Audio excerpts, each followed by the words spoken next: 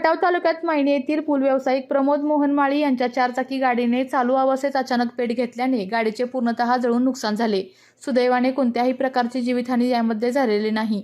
प्रमोद माळी हे रात्री उशिरा मायणीतून गाडीने घरी जात असताना मायणी कलेडोन रस्त्यात चांद नदीच्या पुलावर प्रमोद माळी यांना गाडीतून काहीतरी जळण्याचा वास आला। त्यांनी मागे वळून पाहिले असता मागच्या हौदातून अग्नीच्या ज्वाला निघालेल्या दिसताच त्यांनी गाडी चालू अवस्थेत सोडून गाडीतून उडी मारली। त्यामुळे गाडी त्या पुलावर असलेल्या लोखंडी संरक्षण कठड्यावर जोराने आदळली। त्यामुळे सीएनजी गॅसच्या टाकीस दणका बसल्याने पूर्ण गाडी साग लागली।